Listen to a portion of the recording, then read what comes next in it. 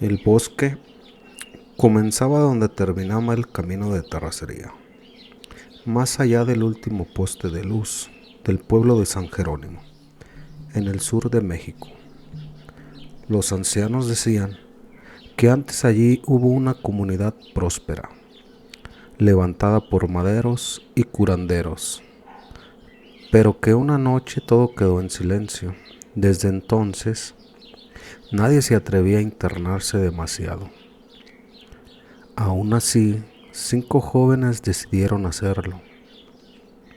Tomás, el más escéptico, llevaba una cámara. Lucía, obsesionada con las leyendas locales, había convencido a los demás de documentar las casas abandonadas para su canal. Mateo y Carla solo buscaban aventura. Y Diego solo quería probar que las historias sobre desapariciones eran exageradas. Entraron al bosque al atardecer. Los árboles eran altos y retorcidos, con raíces que sobresalían como venas petrificadas. El aire olía a humedad y tierra removida. A lo lejos, entre la niebla espesa, comenzaron a distinguir siluetas de pequeñas casas de madera, torcidas, con techos hundidos y ventanas sin vidrio. No estaban dispersas al azar, formaban un círculo perfecto. ¡Qué raro!, susurró Lucía. En el centro había un claro cubierto por ceniza antigua. Parecía que alguien hubiese encendido una fogata enorme muchas veces. La primera casa tenía la puerta entreabierta. Dentro encontraron muebles cubiertos de polvo, platos aún sobre la mesa y fotografías clavadas en la pared. Familias enteras mirando a la cámara con expresiones tensas, como si supieran que algo se acercaba. En todas las fotos faltaba alguien, un hueco recortado con tijeras. ¿Por qué quitarían así solo a una persona?, preguntó Carla, pero nadie respondió. En la segunda casa hallaron algo peor: símbolos dibujados con carbón en el piso, círculos entrelazados, figuras humanas con la boca cosida y palabras en náhuatl, escritas con trazo tembloroso. Diego grababa todo burlándose nerviosamente. Seguro era algún culto raro. Entonces escucharon el primer crujido. No era el bosque, era una puerta cerrándose. Salieron de la casa y notaron que el círculo de viviendas parecía más cerrado que antes. La niebla se había espesado, reduciendo la visibilidad a pocos metros. Tomás intentó usar el GPS, pero no había señal. Caminaron hacia el claro central, pensando que desde allí podrían orientarse. Fue entonces cuando Lucía se detuvo en seco. En medio del claro había piedras acomodadas en forma de espiral en el centro. Había una cavidad profunda como un pozo sellado con madera vieja. Y sobre la madera, 5 velas recién encendidas. No estamos solos, murmuró Mateo. Un grito rompió la tensión. Carla ya no estaba. La cámara de Diego cayó al suelo, grabando la confusión. Gritaron su nombre, recorrieron las casas, pero solo encontraron algo nuevo: una fotografía pegada en la pared de la primera vivienda. En ella estaban los 5, pero el rostro de Carla había sido recortado. El miedo se volvió tangible. Intentaron huir en dirección al camino, pero el bosque parecía girar. Los árboles eran los mismos, las casas reaparecían frente a ellos, sin importar cuánto avanzaran. El círculo no los dejaba salir. Al caer la noche, escucharon cánticos, voces graves, antiguas, provenientes del claro. Se acercaron con cautela y vieron sombras moviéndose alrededor del pozo, figuras humanas cubiertas con túnicas oscuras, rostros ocultos bajo máscaras de madera talladas con expresiones de dolor. Uno de los encapuchados levantó la vista. Bajo la máscara, los ojos eran completamente blancos. Los cánticos se intensificaron. Dos figuras arrastraban a alguien hacia dentro del círculo. Era Carla. Tenía la boca cubierta con ceniza y los ojos abiertos, pero parecía no verlos. La colocaron sobre la madera del pozo, mientras los demás marcaban símbolos en su piel con un cuchillo ritual. Lucía quiso correr hacia ella, pero Tomás la sostuvo. Eran demasiados. La madera del pozo comenzó a vibrar. Desde abajo surgió un sonido húmedo, como algo gigantesco respirando bajo tierra. Los encapuchados repitieron una frase en náhuatl una y otra vez. La tierra tembló levemente. La madera cedió. Carla cayó al interior del pozo. El grito no duró mucho. El silencio que siguió fue peor. Los encapuchados giraron lentamente hacia donde estaban escondidos. Mateo fue el primero en ser atrapado. Algo se movía bajo la tierra desplazándose de casa en casa, como si las raíces fueran túneles. Las paredes crujían, las ventanas vibraban. Tomás y Lucía corrieron hacia la última casa del círculo.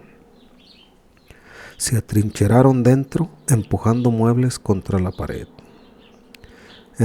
Esto es un sacrificio, dijo Lucía entre sollozos. El círculo, las casas, representan algo.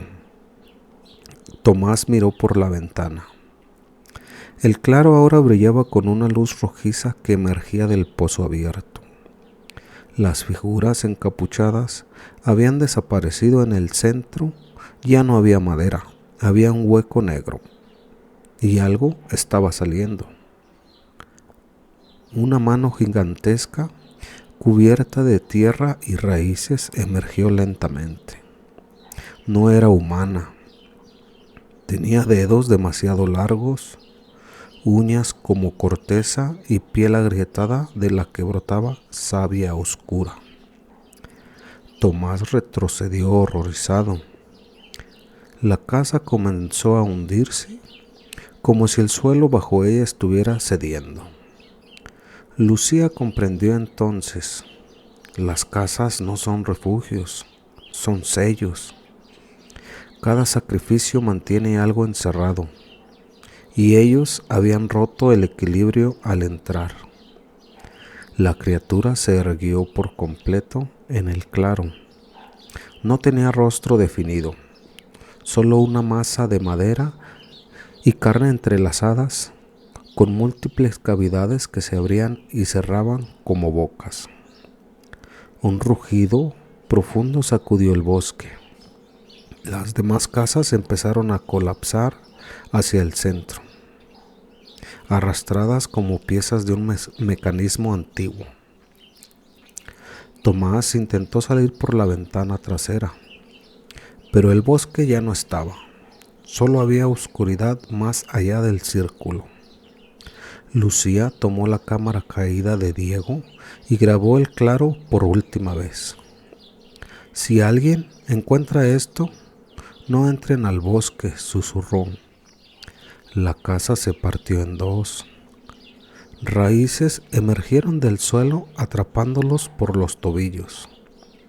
La tierra se abrió bajo sus cuerpos, arrastrándolos hacia el pozo ardiente. Mientras caían, vieron algo imposible. Bajó la criatura En el fondo del abismo había cientos de rostros incrustados en las paredes de tierra, mujeres, hombres y niños, todos con la boca en un grito eterno. Entre ellos, los de Carla y Mateo. El último sonido que registró la cámara fue un golpe seco.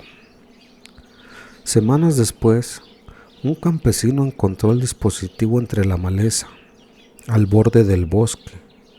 No había casas, no había claro, solo árboles.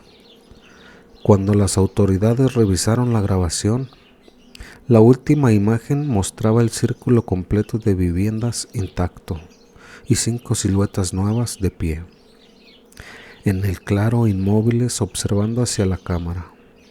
Desde entonces, en San Jerónimo cada año desaparece alguien que se atreve a internarse demasiado en el bosque, porque el círculo sigue ahí, esperando completar el siguiente sello. El video se filtró semanas después. Al principio fue compartido en grupos pequeños, foros de misterio y páginas dedicadas a desapariciones en México. La grabación era inestable, llena de interferencias, pero lo que mostraba en los últimos segundos era imposible de ignorar. El círculo perfecto de casas en medio del bosque y 5 siluetas inmóviles mirando directamente hacia la cámara. Las autoridades declararon el material como manipulado, pero en San Jerónimo comenzaron a ocurrir cosas. El campesino que encontró la cámara, don Eusebio, aseguró que al regresar al lugar para mostrar a la policía dónde la había hallado, el bosque no era el mismo. Los árboles parecían más altos, más juntos, como si quisieran impedir el paso, y juró que entre la neblina vio una casa donde antes no había nada. 3 días después, don Eusebio desapareció. Su perro regresó solo al pueblo, con tierra negra incrustada entre las uñas. Un antropólogo de la Universidad Estatal, el doctor Ramiro Saldaña, decidió investigar el caso. No creía en criaturas de raíces ni en sellos místicos, pero sí en cultos antiguos. Revisó archivos parroquiales, actas olvidadas y relatos de los ancianos. Descubrió que en el siglo XVIII existió en una zona una comunidad llamada Tlacoapan. No eran simples madereros, eran guardianes. Según un manuscrito deteriorado encontrado en la iglesia, la comunidad había hecho un pacto con lo que respira bajo la ceiba, la entidad descrita como un dios antiguo anterior a la conquista. Dormía bajo la tierra, a cambio de protección y cosechas abundantes. El pueblo ofrecía un sacrificio anual, uno por cada casa, 5 casas, 5 vidas. Pero algo había fallado. En 1792, el registro de sacrificios se interrumpió abruptamente. Después de eso, solo había notas desesperadas. El sello se debilita, las raíces se escuchan, no podemos huir y luego nada. Ramiro viajó a San Jerónimo con la intención de desmontar el mito. Se internó en el bosque acompañado por 2 asistentes y equipo de excavación. Caminó durante horas sin encontrar rastro de casas, hasta que el GPS falló. La brújula comenzó a girar sin control y la niebla descendió como un telón espeso. Una de sus asistentes, Clara, señaló hacia adelante con manos temblorosas. Allí estaban las 5 casas, exactamente como en el video. Formaban un círculo perfecto, con el claro en el centro. Ramiro sintió un escalofrío, pero se obligó a avanzar. En la primera casa, Encontró fotografías antiguas. Algunas databan del siglo XVIII, otras eran recientes. En una de ellas reconoció los rostros de Tomás, Mateo, Carla y Diego, todos de pie frente a la cámara, con los ojos completamente blancos. Clara gritó desde el centro. Ramiro salió corriendo. En el centro del círculo, el suelo estaba removido. La espiral de piedras seguía ahí, pero ahora había 6 velas encendidas. Somos 3, susurró uno de los asistentes. Clara ya no estaba. El bosque comenzó a emitir un sonido profundo, como una respiración subterránea. Las casas crujieron al unísono. Ramiro comprendió con horror que el círculo no representaba 5 sacrificios, representaba 5 sellos. Cada casa era una barrera, cada vida mantenía a la entidad bajo la tierra. Y cuando alguien externo entraba, se convertía en reemplazo. Las sombras emergieron entre los árboles y figuras de encapuchados con máscaras de madera tallada no eran fantasmas, eran personas, descendientes de los antiguos guardianes. Sus ojos también eran blancos. Uno de ellos se quitó la máscara lentamente. Era don Eusebio, pero su piel estaba gris, surcada por pequeñas grietas por donde asomaban filamentos oscuros como raíces vivas bajo la carne. El ciclo nunca se rompió, dijo con voz hueca, solo cambió de forma. Las raíces brotaron del suelo, atrapando al segundo asistente y arrastrándolo hacia el centro. El pozo comenzó a abrirse nuevamente, la tierra partiéndose con un gemido antiguo. Ramiro intentó huir, pero el bosque ya no tenía salida. Entre las raíces que emergían, vio algo peor: rostros. No solo los de los jóvenes desaparecidos, había cientos, algunos muy antiguos, con rasgos indígenas, otros modernos, con ropa reciente, todos con la boca abierta en un grito eterno. La criatura comenzó a ascender otra vez, su forma imposible levantándose entre la madera, carne y savia oscura. Ramiro cayó de rodillas. ¿Qué eres?, susurró. La entidad no tenía ojos, pero lo miraba y entonces entendió.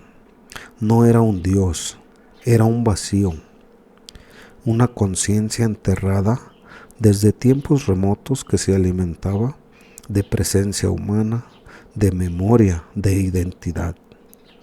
Cada sacrificio no solo sellaba su cuerpo, la nutría, y en el círculo no estaba allí para mantenerla encerrada, estaba ahí para que nunca muriera de hambre. Las casas comenzaron a derrumbarse hacia el centro. Las raíces envolvieron a Ramiro, penetrando su piel como agujas frías, mientras era arrastrado hacia el pozo. Escuchó los cánticos en náhuatl, resonando desde todas partes. Cuando cayó, vio el fondo iluminado por una luz rojiza. Los rostros incrustados en la tierra lo miraron. Algunos comenzaron a susurrar su nombre. Arriba, el bosque volvió a la calma. La niebla se disipó. No había casas, no había claro. Semanas después, un nuevo rumor comenzó en San Jerónimo. 5 estudiantes de preparatoria planeaban adentrarse al bosque para probar que todo era una leyenda. Uno de ellos aseguró haber visto desde la orilla del camino una figura de madera de pie entre los árboles. Parecía un hombre inmóvil, esperando, porque el círculo siempre vuelve a formarse y cuando el último sello se completa, algo más grande despierta bajo la tierra, algo que ya no necesita casas, ni guardianes, ni rituales, solo un bosque entero para extender sus raíces.